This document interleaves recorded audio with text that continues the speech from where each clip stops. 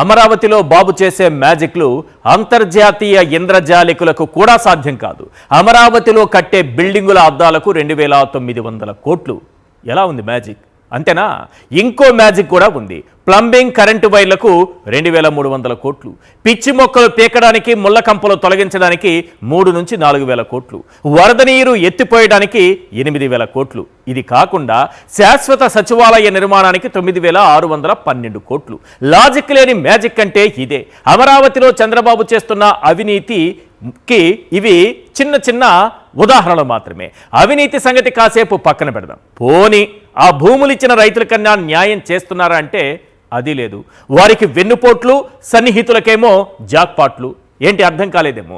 పేరుకేమో అందరికీ లాటరీ. కీలక ప్రాంతాల్లో ప్లాట్లు దక్కించుకునేది మాత్రం బాబు గారి కోటరీ. కావాలంటే జాగ్రత్తగా వినండి, క్లియర్గా చెప్తాను.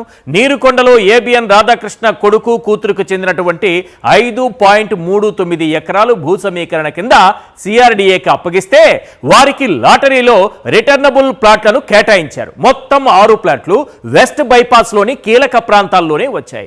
లాటరీలో ఇదెలా సాధ్యమని అమాయకంగా ప్రశ్నించకండి. బాబుకు సన్నిహితులైతే అది సాధ్యమే. ఈ మ్యాజిక్లో లాజిక్ ఇంకా అర్థం కాకపోతే డీటెయిల్డ్గా చెప్తాను, ఒకసారి వినండి సార్. ఎస్, అమరావతిలో రాజధాని నిర్మాణం కోసం భూములు ఇచ్చిన వాళ్ళకి రిటర్నబుల్ ప్లాట్స్ ఇస్తారు. ఏ రకంగా ఇస్తారు? 1 ఎకరా ఎవరైనా ఇచ్చారనుకోండి, అది జరీబు భూమి అయితే 1000 గజాల నివాస స్థలం, 450 గజాల వాణిజ్య స్థలం ప్లాట్ల రూపంలో వాళ్ళకి రిటర్నబుల్గా ఇస్తారు. అదే మెట్టభూమి అనుకోండి, 1000 గజాల నివాస స్థలం, 250 గజాల వాణిజ్య స్థలం వాళ్లకు కేటాయిస్తారు. ఇది ఎలా ఇస్తారు? లాటరీ పద్ధతిలో ఇస్తారు. కానీ ఈ లాటరీ తీసినప్పుడు ఏమవుతుందంటే అదెంతో కానీ చంద్రబాబు కోటరీకే లాటరీ తగులుతుంది. చాలా జాగ్రత్తగా చూడండి ఒకసారి. వేమూరి ఆదిత్య రాధాకృష్ణ, ఆంధ్రజ్యోతి రాధాకృష్ణ కొడుకు, అనూష ఆంధ్రజ్యోతి రాధాకృష్ణ కూతురు. ఎవరి రాధాకృష్ణ అని డౌట్ ఉందా మీకు? రాధాకృష్ణ గారు ఎవరని మీకు అనుమానం ఉందా? రాధాకృష్ణ గారు అంటే ఎవరు కాదండి. ఈ మధ్యనే ఒక వార్త రాశారు కదా, వైఎస్ఆర్సీపీ నాయకులు వాళ్ళ భార్యల్ని చెల్లెలుగా భావించి వేరే వాళ్ళకి ఇచ్చి పెళ్లి చేసేస్తారని. ఆ రాధాకృష్ణ. అంతేకాదు సార్, అమరావతిలో పేదలు నివసిస్తే జగన్మోహన్ రెడ్డి గారు 50,000 మంది పేదలకు ఇళ్ల పట్టాలు ఇస్తే 50,000 మంది పేదలు అక్కడుంటే వాళ్ళ చెమట వాసన భరించలేమని సెంటు కంపు అని వార్త రాశారే ఆ రాధాకృష్ణ. ఇంకా చెప్పాలంటే శ్మశానాల్లో మాకు ప్లాట్లు కేటాయిస్తే మేము ఎలా బతకాలని మంత్రి గారి ముందు కన్నీళ్లు పెట్టుకుని విలపించి ఆఖరికి గుండెపోటుతో రామారావు అనే రైతు చనిపోతే ఆ వార్తని కూల్గా మాట్లాడి కుప్పగూలిపోయాడు అని రాశాడే ఆ రాధాకృష్ణ గారు. ఇది రాధాకృష్ణ గారు అంటే ఎవరు అర్థమైంది కదా. మరి ఇన్ని రాసిన రాధాకృష్ణ గారికి చంద్రబాబు నాయుడు గారి కోసం ఆయన రాసి అచ్చేశారు. చంద్రబాబు నాయుడు గారు అమరావతిలో భూములు ఆయనకు రాసి ఇచ్చేశారు. ఆయన రాసి అచ్చేశారు, ఈయన రాసి ఇచ్చేశారు. చూడండి సార్ ఒకసారి, సింపుల్గా అర్థమవుతుంది మీకు. వేమూరి ఆదిత్య, ఈయన ఎవరంటే రాధాకృష్ణ గారి కుమారుడు. 1500 గజాల ఫ్లాట్ నివాస స్థలం, 1000 గజాలు వచ్చి నివాస స్థలం ఆయనకి 2 వచ్చాయి. 2 ఎక్కడొచ్చాయి? వెస్ట్ బైపాస్ పక్కనే వచ్చాయి సార్. చూసారా లాటరీ ఎంత బాగా తగిలిందో? ఆయనకే తగులుతుంది లాటరీ. తర్వాత వాణిజ్య స్థలం కూడా ఆయనకి 660 గజాలు ఇవ్వాలి. 660 గజాలు ఎక్కడొచ్చింది తెలుసా? ఎస్ఆర్ఎం యూనివర్సిటీ ఎదురుగా వచ్చింది. ఎంత మంచి ప్రైమ్ లొకేషన్లో వచ్చింది చూడండి. లాటరీ అలా తగలాలి. పాప రామారావు అనే రైతుకి శ్మశానంలో వచ్చిపోయారు. మిగతా రైతులందరికీ శ్మశానాలు, వాగులు, వంకలు, చెరువుల్లో వస్తాయి. వీళ్ళకి మాత్రమే ప్రైమ్ లొకేషన్లో వెస్ట్ బైపాస్ పక్కన వస్తుంది. అనూష ఆంధ్రజ్యోతి రాధాకృష్ణ కూతురు, ఈమెకి 1500 గజాలు వెస్ట్ బైపాస్ పక్కన లాటరీలో తగిలింది సార్. నెక్స్ట్ 1000 గజాలు వెస్ట్ బైపాస్ పక్కనే ఆమెకి మళ్ళీ ఎక్కడ లాటరీలో వచ్చింది? వెస్ట్ బైపాస్ పక్కన. 660 గజాలు వాణిజ్య ప్లాట్ విస్తీర్ణం. 660 గజాలు వస్తే అది ఎక్కడొచ్చింది? ఎస్ఆర్ఎం యూనివర్సిటీ ఎదురుగానే వస్తుంది. ఇద్దరికి కుమారుడికి, కుమార్తెకు, అన్నా చెల్లెళ్ళ, అక్క తమ్ముళ్ళ ఏదో ఒకట్లేండి. వాళ్ళకి మాత్రం పాపం కరెక్ట్గా ఎస్ఆర్ఎం యూనివర్సిటీ ఎదురుగా వస్తుంది, వెస్ట్ బైపాస్ పక్కనే వస్తుంది. ఇక బెజవాడ రమేష్ కుటుంబం అంట, అంతా సచివాలయం ఎదురుగా, బిట్స్ పిలాని భూమి పక్కన, సచివాలయానికి 17 మీటర్ల దూరంలో, సచివాలయం 2 రోడ్ల కూడలిలో, సచివాలయం పక్కన. ఈయన చంద్రబాబు నాయుడు గారికి చాలా కావాల్సినటువంటి కుటుంబం అది. వాళ్ళకి చూడండి ఎంత బాగా వచ్చిందో. N6 ప్రధాన రహదారి పక్కనేమో వాణిజ్య ఫ్లాట్లు వచ్చాయి. ఇక ధనేకుల సుబ్బారావు, ఈ ధనేకులే కాదు, అమరావతిలో అనేకులు ఇచ్చారు. ఎంతమంది ఇచ్చారు? 29,000 మంది ఇచ్చారు సార్. 29,442 మంది రైతులు ఇచ్చారు. కానీ ధనేకులకు మాత్రమే వస్తుంది, అనేకులకు మాత్రం రాదు. ఈ ధనేకులకి ఎక్కడొచ్చింది? శాశ్వత హైకోర్టు పక్కన డైమండ్ సర్కిల్లో 24,500 గజాలు వచ్చాయి లాటరీలో. అద్భుతంగా వచ్చింది కదా, క్వార్టరీకే వస్తుంది లాటరీ. చూడండి, 11,820 గజాలు డైమండ్ సర్కిల్లో N10 పక్కన ఆయనకు వచ్చింది. అంతేనా? ఆయనకు వచ్చినట్టు వాణిజ్య ప్లాట్, కమర్షియల్ ప్లాట్ 2,520 గజాలు నిర్మాణంలో ఉన్న సీఎం ఇంటి పక్కన. చంద్రబాబు నాయుడు గారి ఇంటికి దగ్గరలో ఉండాలి మనవాళ్ళు కదా, వాళ్ళకైతే లాటరీ వచ్చేస్తుంది సార్. తర్వాత 8,820 గజాలు ఇదే ధనేకుల సుబ్బారావు కుటుంబానికి హైకోర్టు పక్కన వస్తుంది సార్. చూసారా ఎంత అద్భుతంగా వస్తోందో. తొలి దశలో రైతుల దగ్గర నుంచి తీసుకున్న భూముల్ని ఇంకా అభివృద్ధి చేయలేదు. ఆ రిటర్నబుల్ ప్లాట్స్ ఎవరికైనా ఒకరిద్దరికి ఇచ్చారంటే పేపర్ మీద ఇచ్చారు, కొందరికేమో కంప్యూటర్లో చూపించారు. అది చూసి గుండెకి మరణించినటువంటి ఒకసారి రామారావు అనే రైతుని ఒకసారి మనం గుర్తు చేసుకోవాలి. వీళ్ళకేమో ఎక్కడెక్కడ వస్తున్నాయి చూడండి, ఆ రైతు కష్టం చూడండి. ధనేకులకేమో సీఎం నివాసం పక్కన వస్తుంది.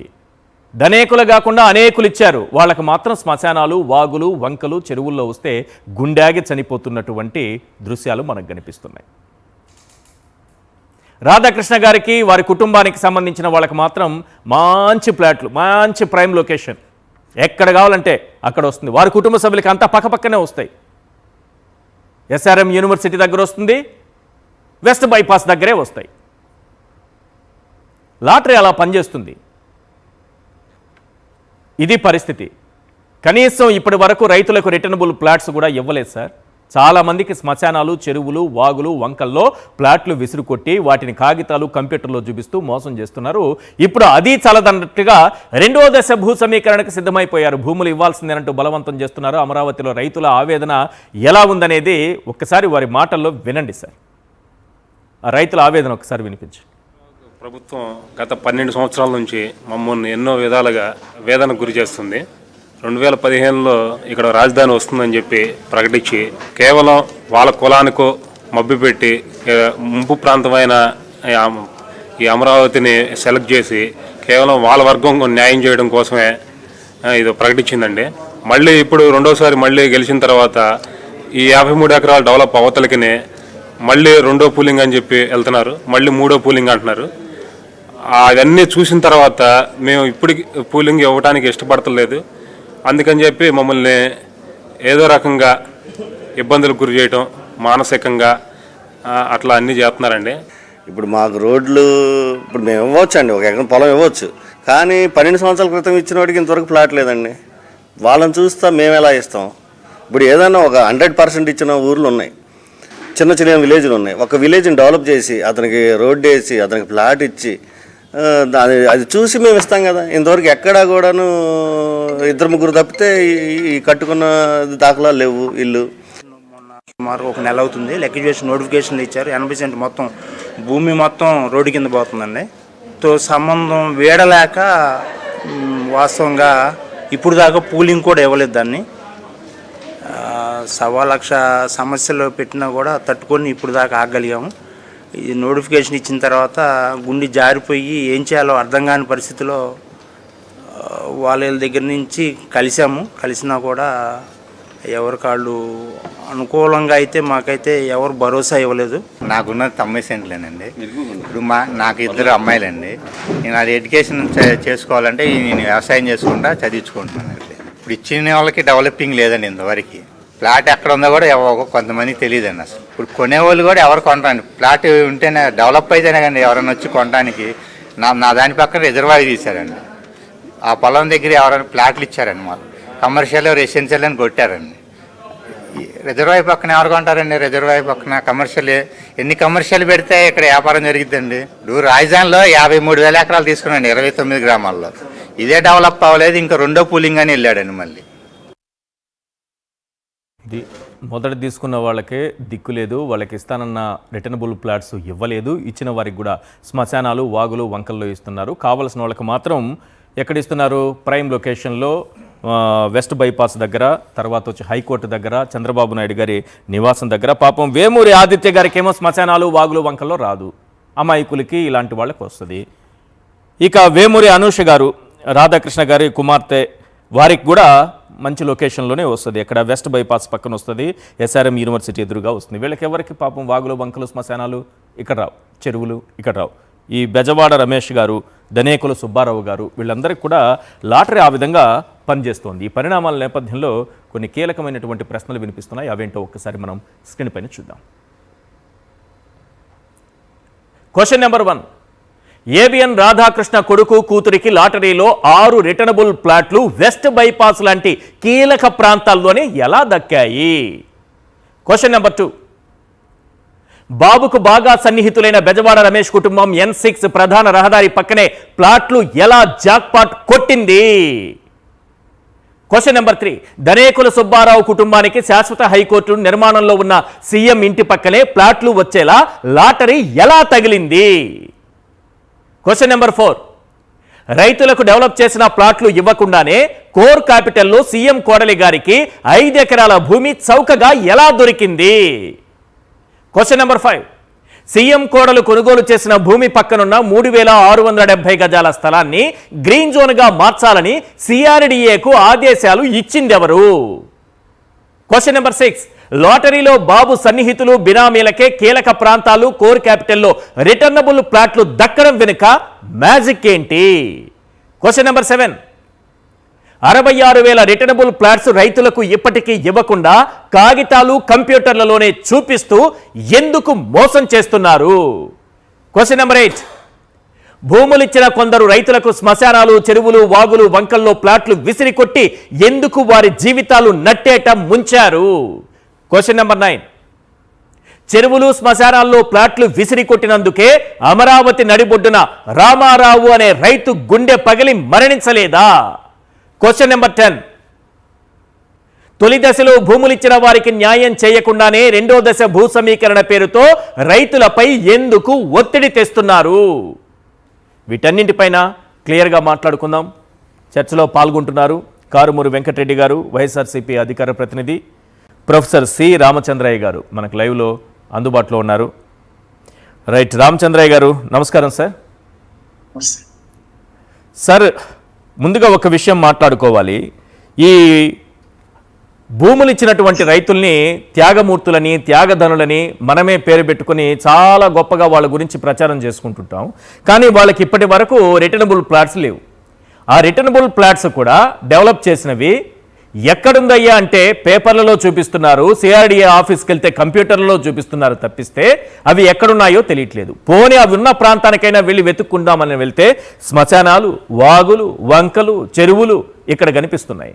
కానీ కొందరికి మాత్రమే పనిగట్టుకుని ఆ కొందరికి మాత్రమే కరెక్ట్గా ప్రైమ్ లొకేషన్, మంచి వెస్ట్ బైపాస్ రోడ్డు, హైకోర్టు నిర్మాణంలో ఉన్న హైకోర్టు దగ్గర, చంద్రబాబు నాయుడు గారి నివాసం దగ్గర. నిజంగా లాటరీ పనిచేస్తే ఒక పేద రైతో లేకపోతే సామాన్యుడైనటువంటి రైతుకో ఒక రకంగా, మిగతా వారికి మరొక రకంగా లాటరీలు తగులుతాయా? ఓకే, నేను రెస్పాండ్ గానా? Yeah please sir. ఇక్కడండి ఇప్పుడు 2017-18 టైంలో ప్రపంచ బ్యాంక్ ఇన్స్పెక్షన్ ప్యానెల్ వచ్చింది చూడండి ఒకసారి.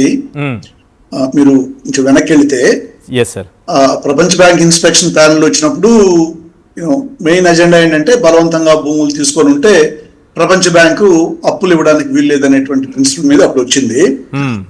అప్పటికే ప్లాట్ అలాట్మెంట్స్ చాలా మందికి జరిగి ఉన్నాయి, అంటే ఆన్ పేపర్. తర్వాత కొంతమంది వీళ్ళు చూసుకునేవాళ్ళు, అంటే లేఅవుట్స్ ఉన్నాయి కాబట్టి. ఇప్పటికి కూడా చాలా మందికి వాళ్ళ ప్లాట్లు ఏవో వాళ్ళకి తెలుసు. కొంతమందికి ప్లాట్ ఇంతవరకు అలాట్ కాలేదు, దాదాపు ఒక 6,000 ప్లాట్లు ఎంతో ఇంకా అలాట్ కాలేదు, అస్సలు కాలేదు. అలాట్ అయిన వాళ్ళకి వాళ్ళ ప్లాట్ ఏదో తెలుసు, కానీ కంప్లైంట్ ఏంటంటే లో లయింగ్ ఏరియాస్, వంకల దగ్గర లేకపోతే వాగు లోపల ఉంటాయి, అక్కడ మాకు రెసిడెన్షియల్ ప్లాట్ ఇస్తే మేము ఏం చేయాలి, వీటిని ఎక్కడైనా బెటర్ లొకేషన్స్ లో ఇవ్వండి అనే డిస్ప్యూట్స్ చాలా ఉన్నాయి. అవి ఇంతవరకు పరిష్కారం కాలేదు. అవి కొన్ని దాదాపు కనీసం కొన్ని వేలలోనే ఉన్నాయి. ఫార్మర్స్ ఇక్కడ ఇస్తే మాకేం ప్రయోజనం, మేము భూమి అయితే పోయింది, అది అట్లే ఉంది. కానీ వరల్డ్ బ్యాంక్ ఇన్స్పెక్షన్ ప్యానల్ వచ్చినప్పుడే రైతులు లేవదీసినటువంటి ఒక ప్రధాన అంశం ఏంటంటే, ఆ రోజుల్లో అప్పటికే ఈ లాటరీ జరిగి ఉండింది, త్రూ ల్యాప్టాప్ త్రూ కంప్యూటర్ ఏదో చేశారు. అక్కడ రైతులు చేసిన ఆరోపణ ఏంటంటే, ఆ వరల్డ్ బ్యాంక్ ఇన్స్పెక్షన్ ప్యానల్కి కొంతమంది రిటర్న్ గా కూడా లెటర్స్ ఇచ్చినారు. ఏంటంటే, ఆ లాటరీ జరిగేటప్పటికే మన ముందు లాటరీ జరిగినట్టు జరుగుతూ ఉంది, కానీ ఆ హై ఎలివేషన్స్ ఉన్న ప్లాట్స్, ప్రైమ్ ప్లాట్స్ అంటానే, అవును, better location, whether to a good highway or upper topography, ఇట్లాంటి ప్లాట్స్ ముందే బ్లాక్ చేస్తున్నారు. అవి లాటరీలో రావడం లేదు, రైతుకు తెలియదు అవి బ్లాక్ చేసినట్టు. ఓకే. సో ఆ రోజుల్లోనే 2017-18 లోనే అంటే ఆ ఇన్స్పెక్షన్ ప్యానల్ వచ్చిన ఎగ్జాక్ట్ మంత్ గుర్తుంచుకోవాలి, అప్పుడే ఈ ఆరోపణలు వచ్చినాయి రైతుల నుంచి. మాకు వచ్చేటప్పటికి ఇక్కడ ఉంది, మాకు ఎదురుగా కనిపిస్తూ ఉంటుంది, కానీ అది ఆన్లైన్ లో బ్లాక్ అయి ఉంటుంది, లాటరీలో అది ఎవరికి తగలదు.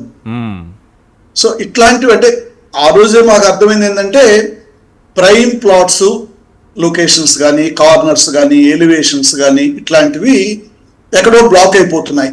అంటే అవి వేరే వాళ్ళకి వెళ్ళిపోతాయి, కావాల్సిన వాళ్ళకి వెళ్ళిపోతాయి. పెద్ద రైతులు కావచ్చు, లేకపోతే ప్రభుత్వానికి, అధికారులకు, నాయకులకు దగ్గరగా ఉన్న వాళ్ళు కావచ్చు అనేటువంటి అనుమానం ఆ రోజే వరల్డ్ బ్యాంక్ ఇన్స్పెక్షన్ ప్యానల్ ముందే రైతులు వ్యక్తం చేయడం జరిగింది. అలాంటిదే ఇంకొకటి పెండింగ్ సమస్య ఇప్పటికి కూడా గ్రామ కంఠాలు.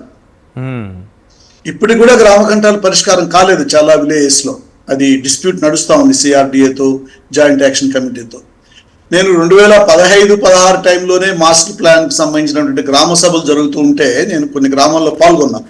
అంటే క్వైట్ గా స్పెక్టేటర్ గా ఉండి అబ్జర్వ్ చేస్తుంటే ఆ రోజుల్లో వచ్చిన ఆరోపణలు ఇప్పటికీ కొనసాగుతున్నాయి.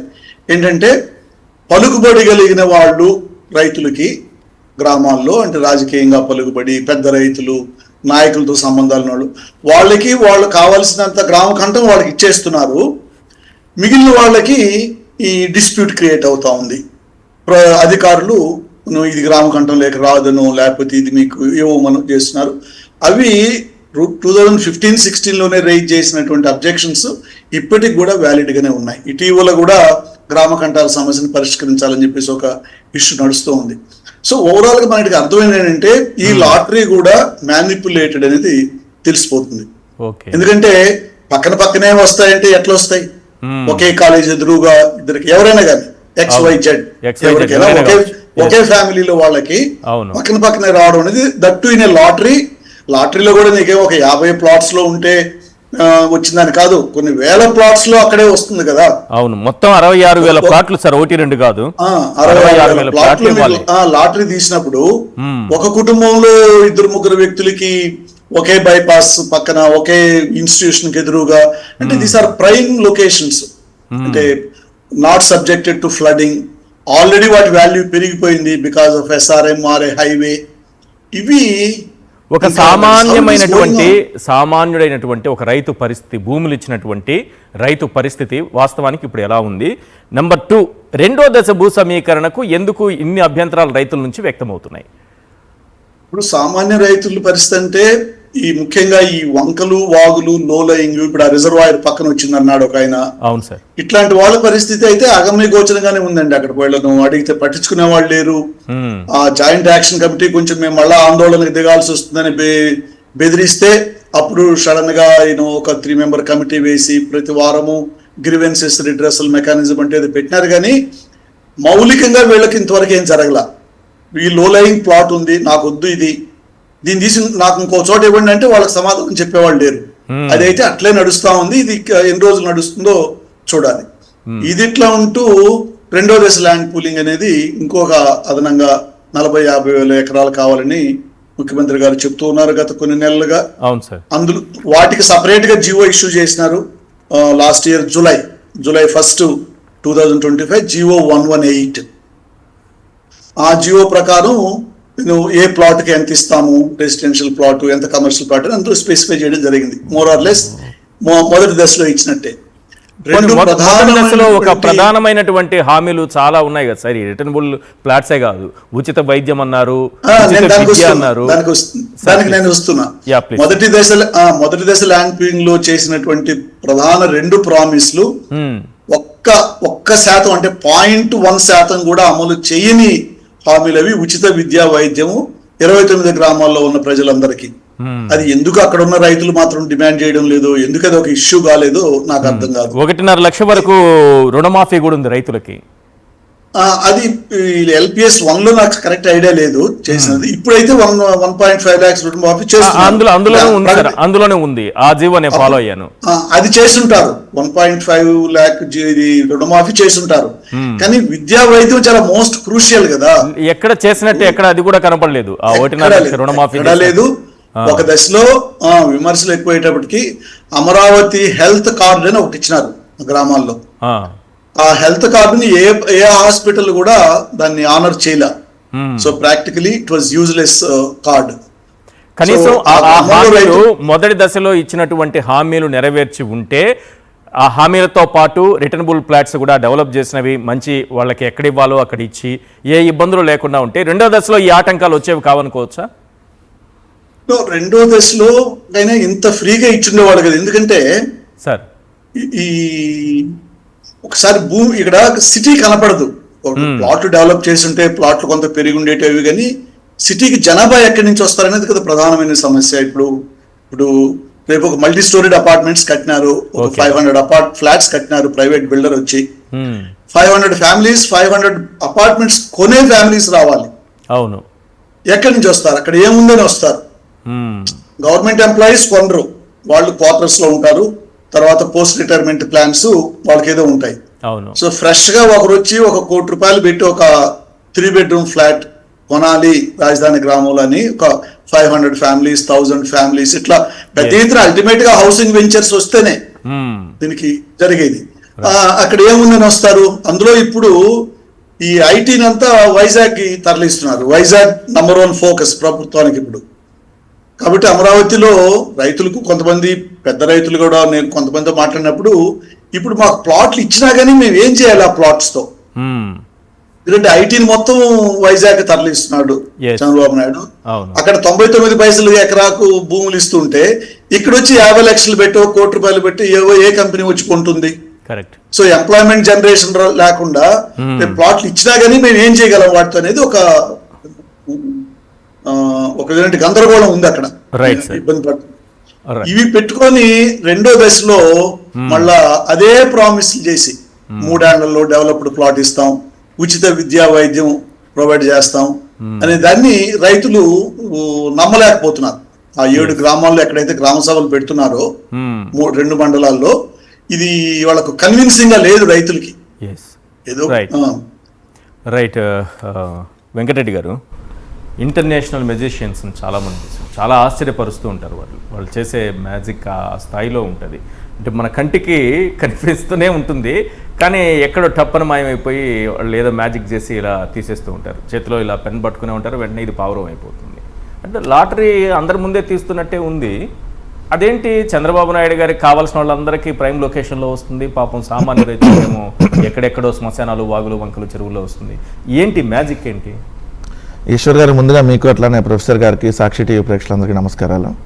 2014 సంవత్సరంలో చంద్రబాబు నాయుడు గారు అధికారంలో రాగానే ఆ మాయాజాలం అప్పుడు స్టార్ట్ అయింది. ఫస్ట్ అందరికీ హైదరాబాద్లో ఆ రోజు అసెంబ్లీ సమావేశాలు జరుగుతున్నాయి, ఇంకా కరకట్టకి వెళ్ళలేదు. సో అప్పుడు అసెంబ్లీ సమావేశాల్లో మొట్టమొదటి మాయాజాలంగా అందరికీ చూపించింది విజయవాడ కేంద్రంగా రాజధాని. అవును. సో అందరూ విజయవాడ కేంద్రంగా అంటే ఎస్ ఇది మంచిదే కదా అని చెప్పి అందరూ ఒప్పుకోవడం జరిగింది. ఇమీడియట్ గా 3 నెలలకి ఆ మాయాజాలం 29 గ్రామాలకు వెళ్ళిపోయింది, విజయవాడ ఎత్తుకుపోయింది. అంటే మీకు చూపించిందేమో విజయవాడ రాజధాని. దాని తర్వాత డిసెంబర్ వచ్చేటప్పుడు సెప్టెంబర్ 4, 2014 అనుకుంటా, సో అసెంబ్లీ సమావేశాలు హైదరాబాద్ లో, ఆ రోజు విజయవాడ రాజధాని. మళ్ళీ డిసెంబర్ వచ్చేటప్పటికి అదే హైదరాబాద్ లోనే ఉన్నాం, డిసెంబర్ 30, 31 ఇచ్చారు. సో 29 గ్రామాలు రాజధాని అయింది. అప్పుడు ఆ భూమాయాజాలం అప్పుడు స్టార్ట్ అయింది.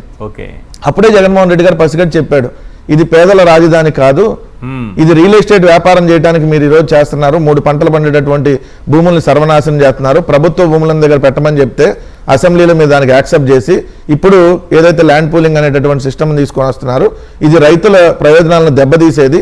శివరామకృష్ణన్ కమిటీకి వ్యతిరేకంగా మీరు ఈ నిర్ణయం తీసుకున్నారని చెప్పి ఆ రోజే చెప్పడం జరిగింది.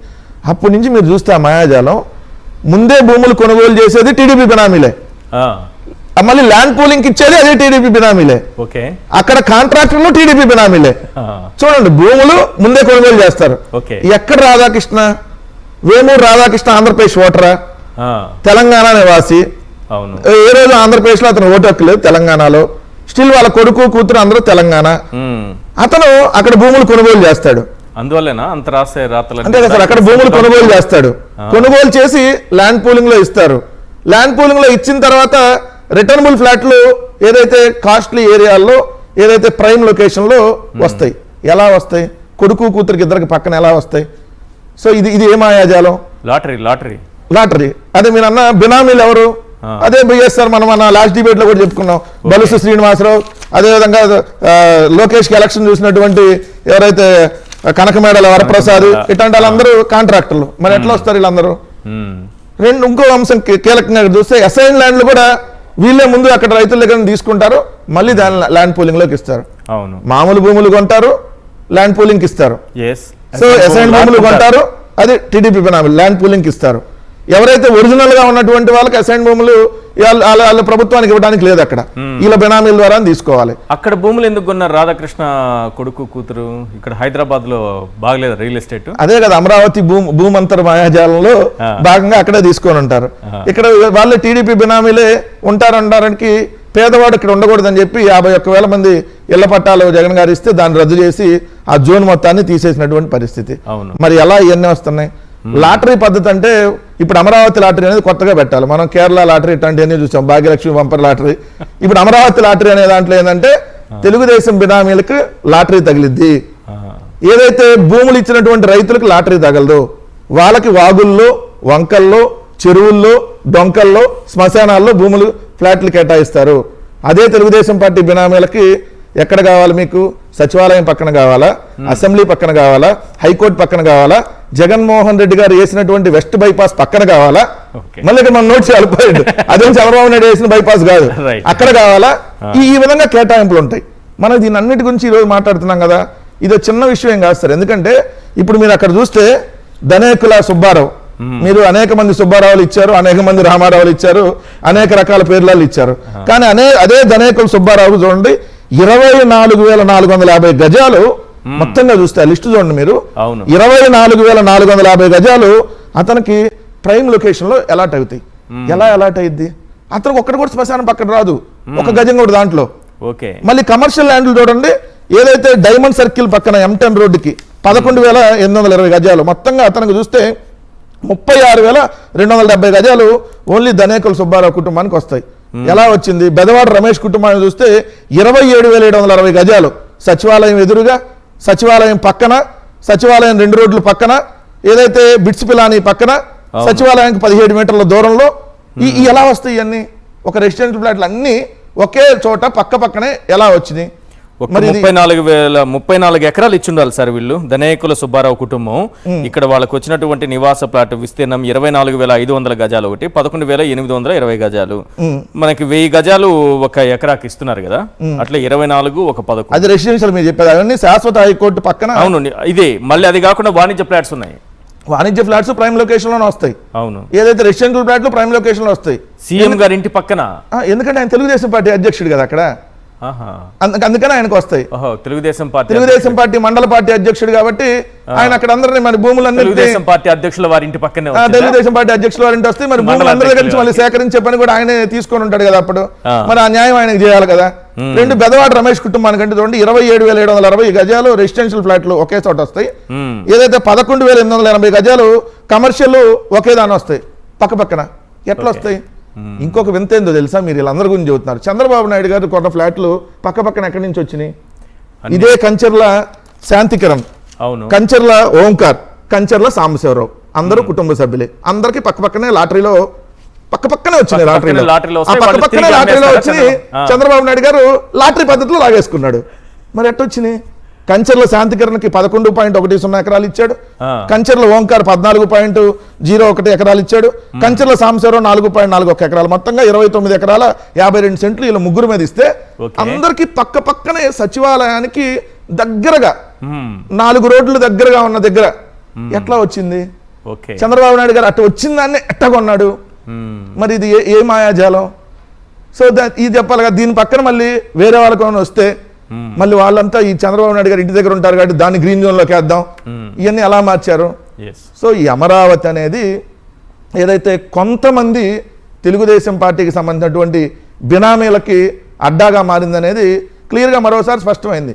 ఈరోజు కమ్మ సామాజిక వర్గంలో కూడా అందరికీ ఫ్లాట్లు రావట్లేదు. వాళ్ళకి కూడా శ్మశానాల దగ్గర పేద కమ్మవారికి, మధ్యతరగతి కమ్మవారికి అయితే వాళ్ళకి వాగుల్లో, మరి వంకల్లో, వాళ్ళలో కూడా డొంకల్లో. వివక్ష ఉందా? మరి రామారావు ఎవరు చనిపోయిన సామాజిక వర్గం పట్ల కూడా ప్రేమ లేదా చంద్రబాబు సొంత నాయుడు? సామాజిక వర్గం కాదు సార్, సొంత సామాజిక వర్గంలో కూడా చంద్రబాబు నాయుడు గారి బినామీలుగా ఉన్న వాళ్ళకి మాత్రమే ఇది రాజధాని. ఆ, మీరు అన్నట్టుగా ఈరోజు పేద రామారావు అనే ఉంటారు రైతు, కదా పాపం. ఆ, రామారావు అనే రైతు అవును, ఎలా చనిపోయాడు? ఏ సామాజిక వర్గం? కరెక్ట్. మరి ఇదే కమ్మ సామాజిక వర్గానికి సంబంధించి కూడా అనేక మంది పేద మధ్యతరగతి వాళ్ళకి శ్మశానాల్లో, వాగుల్లో, వంకల్లో ఇస్తున్నారు. మరి చంద్రబాబు నాయుడు గారు వాళ్ళని కూడా మోసం చేసినట్టే కదా. ఆ సామాజిక వర్గం పైన కూడా, తన సొంత సామాజిక వర్గం పైన కూడా వివక్ష చూపిస్తారు. సొంత సామాజిక వర్గం కాదు సార్, అందరినీ. ఇప్పుడు ఆంధ్రజ్యోతి రాధాకృష్ణ మీరు ఒక్కటే చూపిస్తున్నారు. ఇది ఒక్కట ఆయనకి చేసిన ఫేవరు. యాక్టివ్ పవర్ ప్లాంట్ కి ₹2.50 కొనుగోలు చేయడానికి మీరు యాక్టివ్ పవర్ ప్లాంట్ ఎట్లా? విజయవాడ మొదటానికి అదే కారణం కదా, బుడమేరు వరదని డైవర్ట్ చేయడానికి. విజయవాడను సర్వనాశనం చేసింది అదే కదా. ఏదైతే ఆ యాక్టివ్ పవర్ ప్లాంట్ మునకుండా ఉండడం కోసం టౌన్ లోకి వదిలారు. రెండోది ₹2.49 సెక్కీతో ఒప్పందం కుదుర్చుకుంటే లంచాలు తీసుకున్నారు అదాని దగ్గర మాట్లాడిన వాళ్ళు. మరి ₹2.50 కొనుగోలు చేస్తే అది ఇంకొద్దిగా ఎక్కువ లంచం తీసుకున్నట్టుగా. మరి ఎన్ని ఫేవర్లు ఏపీ డెవలప్మెంట్ కి రాధాకృష్ణ గారు పనిచేస్తున్నట్టు అనిపిస్తోంది. తన 2 బిడ్డల్ని పిలిచి ఏపీలో అమరావతిలో భూములు కొనమని చెప్పారంటే డెవలప్మెంట్ కోసమే కదా. భూములు కొనమంటే డెవలప్మెంట్ కాదు సార్. ఆ, ఏదన్నా దానికి సంబంధించి ఏదైనా కంపెనీ పెట్టి ఏదైనా ఉద్యోగాలు ఇస్తే డెవలప్మెంట్ కోసం పనిచేసినట్టు అయింది. ఓకే. వాళ్ళు రెసిడెన్షియల్ ఫ్లాట్, కమర్షియల్ ఫ్లాట్ ఎవరికి ఉద్యోగం ఇచ్చింది? అది వీళ్ళు తర్వాత అమ్ముకుంటారు ఎక్కువ రేటు వచ్చినాక. మరి అదే ఎవరికి ఉపయోగం? రాధాకృష్ణకు ఉపయోగం, రాధాకృష్ణ కొడుకులకి, కూతురికి ఉపయోగం. ఓకే. అందుకనే కదా మీ భార్యలుగా కాకుండా చెల్లెళ్ళగా అనేటటువంటి బజారు రాతలు రాయటానికైనా దిగజారిపోయి ఆ విధంగా వ్యవహరిస్తున్నారంటే మరి ఈ ఫేవర్లన్నీ పొందే కదా. రైట్. సార్ రామచంద్రయ్య గారు, అమరావతి పేరు చెప్తే అనేక ఇష్యూస్ తెర మీదకి వస్తూ ఉంటాయి. ఇప్పుడు మనం మాట్లాడుకున్నది రిటర్నబుల్ ప్లాట్స్కి సంబంధించి. రైతులకు ఇస్తానన్న ప్లాట్స్ ఇచ్చారా లేదా, ఇస్తే ఎక్కడ ఇచ్చారు, ఎంతమందికి ఇచ్చారు, ఇదొకటి. అధిక ధరలకు టెండర్లు పిలిచి ఏ రకంగా వాళ్ళకి కట్టబెడుతున్నారు కాంట్రాక్టర్లకు అనేది రెండో ఇష్యూ వస్తుంది. ఇది కాకుండా అమరావతికి ముంపు తప్పదు, ప్రపంచ బ్యాంకు రుణ డాక్యుమెంట్లో ప్రపంచ బ్యాంకు వెల్లడి, ముంపు నివారణకు భారీగా నిధులు వెచ్చించాల్సిందే, 8,014 కోట్లు వ్యయం చేయాలి, కొండవీటి వాగు, పాలవాగు వెడల్పు చేయాలి, ఇంకా చాలా అంశాలు చెప్పుకుంటూ వచ్చారు. ఇవన్నీ చేసుకుంటూ, ఇన్ని అప్పులు చేసుకుంటూ అసలు దీని గ్రోత్ ఇంజిన్ ఎప్పుడు అవుతుంది? ఇది గ్రోత్ ఇంజిన్ అయ్యే అవకాశమే లేదండి. ఎందుకంటే గ్రోత్ ఇంజిన్ కావాల్సినటువంటి డైనమిజం ఇందులో రాదు. అంటే ఏ విధమైన ఎకనామిక్ యాక్టివిటీస్ అక్కడ లొకేషన్ అవుతున్నాయి. అంతో ఇంతో ఈ రోజులో చెప్పుకోగలిగేది ఐటీ అనుకుంటే IT Vizag, data centres Vizag. ఇంకా అమరావతిలో కొత్తగా ఈ మధ్యకాలంలో ఒక 2-3 స్టార్ హోటల్స్ కి ఫౌండేషన్స్ వేస్తున్నారు. మరి ఆ స్టార్ హోటల్స్ లో ఉండే వాళ్ళు ఎవరు? వాటికి విపరీతమైన కన్సెషన్స్ ఇస్తున్నారు. వాటి మీద ఇంకొకసారి వీలైతే చర్చ పెట్టాలి. హాస్పిటల్స్ ఏదో 2-3 హాస్పిటల్స్ కి ఫౌండేషన్స్ వేశారు. ఈ హాస్పిటల్స్ కి పేషెంట్స్ కూడా బయట నుంచి రావాలి, ఎందుకంటే అక్కడ జనాభా ఉండరు. సో అమరావతి గ్రోత్ ఇంజిన్ అనేది అది ప్రచారమే, అది జరగడానికి అవకాశం లేదు. మరి 2 లక్షల కోట్లు తీసుకొచ్చి అప్పు తీసుకొచ్చి దాని మీద పెట్టడం అనేది, ఇది నేను 2015 నుంచి కూడా నా వైఖరి ఒకటేంటంటే, అప్పటి రాజకీయ పార్టీలు మాట్లాడడానికి కొంత హెజిటేట్ చేసేటివి. ఆ రోజు నుంచి నేను అంటూ ఉన్నది అమరావతి ఆర్థికంగా ఆంధ్రప్రదేశ్కు ఒక గుదిబండ. ఇది గత 10 ఏళ్లుగా నా వైఖరి. ఇప్పుడు ఈ ₹1,000 కోట్ల అప్పులు రావడంతో కొంచెం ఈ జనాలకు అర్థం అవుతా ఉంది. ఇన్ని 1,000 కోట్లు ప్లస్ ఇది ఇంతటితో అయ్యేది కాదు. ఇంకెన్ని 1,000 కోట్లు తెస్తే రాజధాని పూర్తి అవుతుందనే స్పష్టత వాళ్ళు ఇవ్వడంలే. ఇప్పుడు ఈ రోజుకి మనకు sanction loans around 62,000 crores, released మాకు 44,000 కోట్లు సమకూరినాయని అధికారికంగా ఒక సోషల్ మీడియా పోస్ట్ కూడా పెట్టడం జరిగింది. ఓకే. ఇంకొక 14-18,000 కోట్లు sanction in the pipe line అంటాం. అవును. ఇవి సగం కూడా రాజధాని పూర్తి కాదు యాజ్ ఆన్ టుడేస్ ఈ జరిగే పనులు చూస్తే. సో వీళ్ళ దగ్గర కూడా ఇంతవరకు క్లారిటీ లేదంటే ఇంకెన్ని వేల కోట్లు తెస్తే ఖర్చు చేస్తే రాజధాని పూర్తవుతుంది, ప్లాట్ డెవలప్మెంట్ పూర్తవుతుంది అనేది వాళ్ళు స్పష్టత ఇవ్వడం లేదు. కాబట్టి డెఫినెట్ గా ఇది 1,00,000 కోట్లు అయితే దాటుతుంది. ఇంకోటి ఏమంటున్నారు, 5,000 ఎకరాలు మా చేతిలో ఉంటుంది, ప్రభుత్వం చేతిలో. అవును. ఎకరా 20 కోట్లు లెక్కన అమ్ముడు పోతే కూడా 1,00,000 కోట్లు తీర్చేస్తాం అంటున్నారు. అవును. ఎకరా 20 కోట్లు పెట్టుకునే వాళ్ళు ఎవరు, అక్కడ ఏముందని వచ్చి 20 కోట్లు పెట్టుకుంటారు? అంటే మొన్న అంటే ఎగ్జాంపుల్ ఏంటంటే సార్, మొన్న నారా బ్రాహ్మణి గారు కొన్నారు చంద్రబాబు నాయుడు గారి నివాసం కోసం 3,60,00,000 కొన్నారు సార్ ఎకరా. వాళ్ళు కొన్నదాని డాక్యుమెంట్స్ చెప్తున్నాయి. ప్రైమ్ లొకేషన్ లో, అది కూడా హైకోర్టు నిర్మాణం పక్కన, సచివాలయం పక్కన. సారీ, ఇప్పుడు ఇక్కడ ఏమిందంటే అక్కడ ఇప్పటికి కూడా ప్లాటు 1000 గజాల ప్లాటు 3.5 కోటి నుంచి వెళ్తా ఉంది. మనం నోషనల్ ప్రైస్ 3.5 కోటి నుంచి 5 కోట్ల వరకు ఒక ఇది చంద్రబాబు నాయుడుకి కావాలని ఇంతకుముందు మీరు అన్నట్టు పక్కన ఉండేవాళ్ళు వాళ్ళని ఒక పద్ధతి ప్రకారం పెట్టుకొని వాళ్ళు కొన్నారు. కానీ ఆ రేటుకి ఎంతమంది వచ్చి అక్కడ కట్టుకొని రెసిడెన్సీస్ ఉంటారు? ఇప్పుడు ఈ పెద్ద వాళ్ళు కొంతమంది ఉండొచ్చు, బట్ కామన్ మ్యాన్, ఇప్పుడు మీరు నేను వెళ్ళి ఒక middle class even upper middle class person ఆ రేటు కొని ఇల్లు కట్టుకునే అవకాశమే లేదు. ప్లస్ ఈయనంటే ఆల్రెడీ ముఖ్యమంత్రిగా ఉన్నాడు, తర్వాత డిప్యూటీ ముఖ్యమంత్రి, మాజీ ముఖ్యమంత్రి ఆ లెవెల్లో ఉన్నాడు. కాబట్టి 5 ఎకరాలు అంటే దాదాపు 25,000 గజాలు తీసుకొని కొనుక్కొని వాళ్ళకి స్తోమత ఉంది, కట్టుకుంటున్నారు. అవును. కానీ గడిపేది ఎక్కువ సమయం హైదరాబాద్ లో అయినా అక్కడ కట్టుకోవడం వాళ్ళకి అవసరం. అది కూడా వాళ్ళకి ఒక బిజినెస్ వెంచరే, ఏదో ఇల్లు కోసం ఇల్లు కట్టడం కాదు. దాంట్లో బిజినెస్ వెంచర్ ఏముంటుంది సార్? అంతే, బిజినెస్ వెంచర్ అంటే బిజినెస్ పర్పస్ కోసం కడుతున్న ఇల్లు. వాళ్ళకి అక్కడ ఉండడం అనేది నివాసానికి తప్పనిసరిగా అక్కడ రాజకీయ అవసరం అనుకోవచ్చా? రాజకీయం బిజినెస్ కలిసిపోయినాయి కదా. ప్లాట్ల అలాట్మెంట్ అంటే ఏముంది అందులో? ఇదంతా బిజినెస్. ఇప్పుడు 24,000 గజాలు ప్లాట్లు ఒక ఫ్యామిలీకి ఒకే చోట వచ్చినాయంటే చాలా పెద్ద రైతులు వాళ్ళు. 25 acres 30 acres ఇచ్చిన రైతులు. ఇంతకు ముందు కూడా చర్చలు వచ్చినప్పుడు 84% రైతులు ఈ ప్లాట్లు ఇచ్చిన వాళ్ళు 3 ఎకరాల లోపు వాళ్ళు. ఇందులో చనిపోయిన ఆయన దొండపాటి రామయ్య లాంటి వాళ్ళు, రామారావు లాంటి వాళ్ళు, ఎంతో మంది కమ్మాస్ ఉన్నారు, బీసీలు ఉన్నారు, ఎస్సీస్ ఉన్నారు. సో ఆర్థికంగా తక్కువ బలం ఉన్నటువంటి చిన్న సన్నకారు రైతులు ఎక్కువ నష్టపోయినారు. అది ఏ కులమైనా సరే.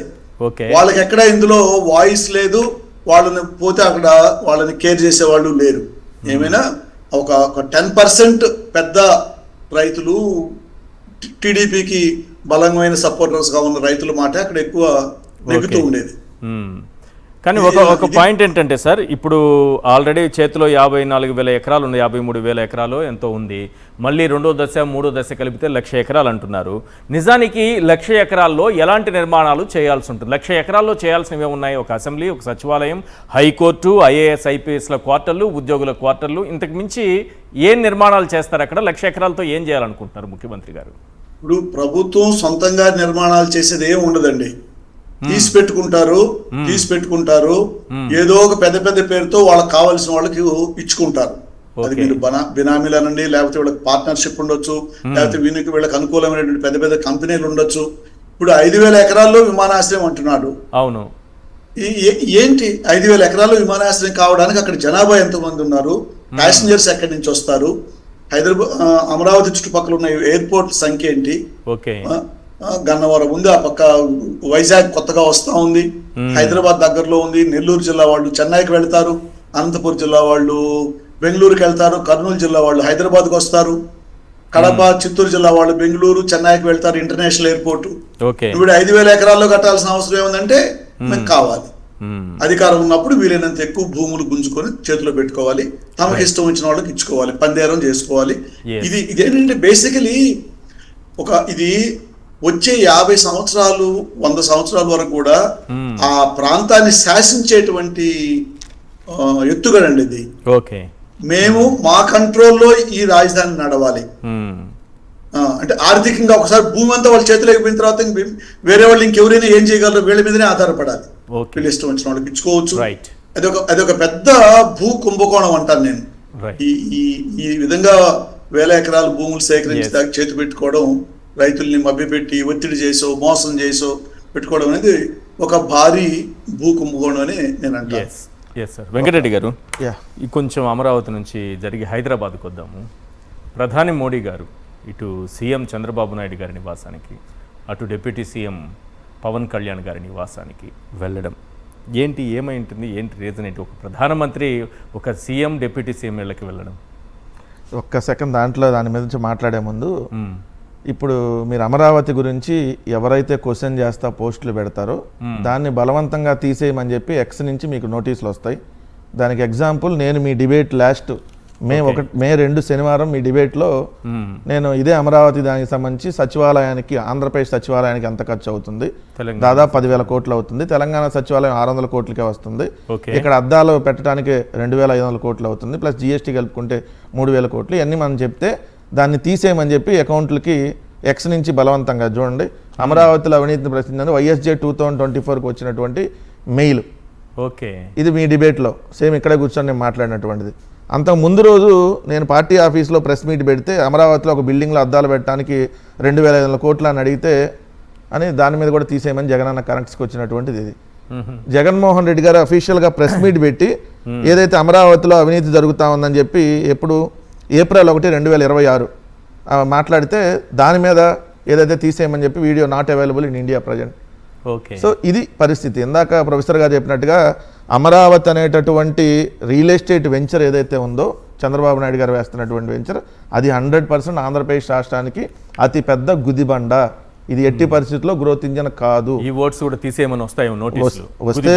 వస్తే మనం చేయగలిగింది లేదు. వాళ్ళు ఇప్పుడు వాళ్ళు ఎన్నిసార్లు తీసేయమంటే అన్నిసార్లు ఎక్కువసార్లు మాట్లాడతాం. అదైతే వాళ్ళకి చెప్పదలుచుకున్నా. 2 మోడీ గారి పర్యటనకు సంబంధించి.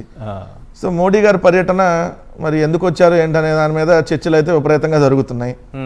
ప్రత్యేకంగా అయితే వీళ్ళ కోసం రాలేదనేది అది క్లియర్, ఏదో తెలంగాణలో ఉంది అనేది. అయితే ఈ మధ్య తమిళనాడులో బీజేపీ నాయకులు గెలవలేదు, వాళ్ళు వెళ్ళలేదు. తమిళనాడుకి సంబంధించినటువంటి సీఎం డిప్యూటీ సీఎం తమిళనాడులో చూస్తే ప్రభుత్వ వ్యతిరేకత ఏదైతే స్టాలిన్ మీద పైకి కనపడపోయినా తీవ్రమైనటువంటి వ్యతిరేకత అతను ఓడిపోయినది. అతను ఎమ్మెల్యేగా ఓడిపోయాడు ఓ పక్క.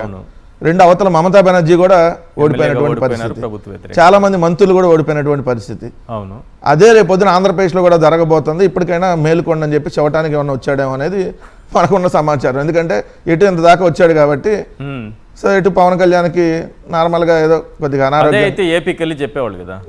ఏపీలో వాళ్ళు ఇల్లు లేవు కదా చెప్పడానికి. ఏ ఇంటికి వెళ్ళాలి? ఇప్పుడు పవన్ కళ్యాణ్ ఇల్లు ఎక్కడ ఉంది ఏపీలో వెళ్తానికి? లేదు. చంద్రబాబు నాయుడు ఇల్లు ఎక్కడ ఉంది? లేదు. లేక నేను ఇంటికి పోవాలి ఇంకా. సో అందుకని ఇక్కడికి వచ్చారు కాబట్టి దానికి వెళ్ళి ఉంటారు. ఎందుకంటే మీకు అవతల చూడండి, ప్రభుత్వం పశ్చిమ బెంగాల్లో ప్రభుత్వ వ్యతిరేకత. ఎందుకు? మమతా బెనర్జీ మేనల్లుడు అభిషేక్ బెనర్జీ చేసినటువంటి వ్యవహారం వల్ల. ఇక్కడ స్టాలిన్ కొడుకు ఏదైతే ఉదయనిధి స్టాలిన్, మరి సేమ్ ఆంధ్రప్రదేశ్లో ఏం జరుగుతుంది? చంద్రబాబు నాయుడు కొడుకు షాడో ముఖ్యమంత్రిగా నా ఇష్టం 99 పైసలకు ఎంత అయినా ఇచ్చుకుంటాను, నువ్వెవడో అడగటానికి నా ఇష్టం. ఎవడిష్టం? నువ్వెవడో అసలు? తమిళనాడు చూసిన తర్వాత, అక్కడ ప్రజా వ్యతిరేకత చూసిన తర్వాత జాగ్రత్తగా ఉండాలి పరిపాలన, లేదంటే ప్రజా వ్యతిరేకత ఎట్లా కొప్పుకూలిపోతాయో ఒక పశ్చిమ బెంగాల్, ఒక తమిళనాడుని ఎగ్జాంపుల్గా తీసుకొని ఇంటికి వెళ్ళారేమో అని అంటున్నారు. మరి అసలు వాళ్ళు పరిపాలన చేయడానికి ఏపీలోనే లేరు కదా. పరిపాలన చేయడానికి ఏపీలో అదే చెబుతాను సార్. ఉన్నది హైదరాబాద్లో కదా. ఇప్పుడు నరేంద్ర మోడీ గారు ఇప్పుడు నేను చెప్పుంటాడేమో ఏమని, అయ్యా ఇప్పుడు అప్పుడప్పుడన్నా ఆంధ్రాకి వెళ్ళరండి, ఆడ కూడా ఒక కనపడండి, మీరు ఆంధ్రప్రదేశానికి ముఖ్యమంత్రి, ఆంధ్రప్రదేశ్ ఉప ముఖ్యమంత్రి, మీరు ఉంటుందేమో తెలంగాణలో, నేను ఇప్పుడు వచ్చి మిమ్మల్ని కలిశాను ఎక్కడంటే పక్క రాష్ట్రం వెళ్ళి ఆంధ్రప్రదేశ్ ముఖ్యమంత్రిని, ఆంధ్రప్రదేశ్ ఉప ముఖ్యమంత్రిని కలిశానంటే ఏం చేయాలి దానికి ఇండికేషను? సో దానికోసం ఏమైనా వెళ్ళుంటాడేమో. ఎందుకంటే దాంట్లో ఒక వార్త ఆంధ్రజ్యోతిలో రాశాడు, తెలంగాణ రాజకీయాలు పొత్తుల గురించి చర్చ జరిగాయి, ఇక ఆంధ్రప్రదేశ్ని వదిలేసి తెలంగాణలో చూసుకుందామని ఏమని చెప్పొచ్చాడా? చెప్పగానే దాని గురించి ఏమని చెబుతున్నారా? మరి దాని మీద సమాధానం చెప్పాలి కదా. ఎందుకంటే అక్కడి నుంచి ఏం బీజేపీ వాళ్ళ నుంచి లేదు. ఈ 2 పత్రికలను రాశారు. లోపలే మోడీకి చంద్రబాబుకి మీటింగ్ జరుగుతున్నప్పుడు మీడియా వాళ్ళు లేరు. రాధాకృష్ణ ఎక్కడ నక్కి దాక్కున్నాడో మనకు తెలియదు. సో వార్త రాసింది ఆయన కాబట్టి ఆయన కష్టపడి అలవాటు కాబట్టి. లోకేష్ గారిని వెయిట్ లాస్ గురించి కూడా చాలా ఇదిగా మాట్లాడారట. ఆయనకి చెప్పారట, మీరు స్ఫూర్తి నాకు, మిమ్మల్ని చూసిన తర్వాతే ఇలా ఫిట్గా ఉండాలని అనిపించిందని చెప్పినట్టుగా కూడా రాశారు. అదే చెప్పాల్సింది. నువ్వు భార్యనే చూసుకున్నాడు, నువ్వు ఈ రాష్ట్రాన్ని దేశాన్ని వెళ్తావని కూడా చెప్పింది మేమే. అట్లానే నువ్వు రావద్దని చెప్పి నల్లబెల్లంలో వెళ్ళింది కూడా మేమే. మరి అవన్నీ కూడా ఇన్స్పిరేషన్ కదా. నరేంద్ర మోడీ ఎవరని చెప్పి అసెంబ్లీలో నిందించింది మేమే. అసలు లేకపోతే ఆయన వెయిట్ లాస్కి దీనికి ఏం సంబంధం అండి? ఏం లేదు. మోడీ ప్రాపకం కోసం దేనికైనా వంగి ఎన్ని దండాలైనా పెట్టుకొని పోతారనేది వాళ్ళకి అర్థమైంది క్లియర్గా. నిన్న చూసాం కదా తమిళనాడులో, సారీ మీరు పశ్చిమ బెంగాల్లో చూడండి, డయాస్ మీద అందరు నిటారుగా నుంచుంటే చంద్రబాబు నాయుడు వంగి నుంచుంటే ఆయన షేక్ హ్యాండ్ ఇచ్చి పోయాడట. ఒకసారి కావాలంటే వీడియో చూడండి, అర్థమైంది. సో అది పరిస్థితి అక్కడ ఉన్నది. Right, thank you sir. Venkatreddy గారు చర్చలో పాల్గొన్నందుకు. శ్రీరామచంద్రయ్య గారు ప్రత్యేకంగా ధన్యవాదాలు సార్, ఇవాళ చర్చలో జాయిన్ అయినందుకు. ఇది ఇవాళ చర్చ కార్యక్రమం చూస్తూనే ఉండండి సాక్షి టీవీ.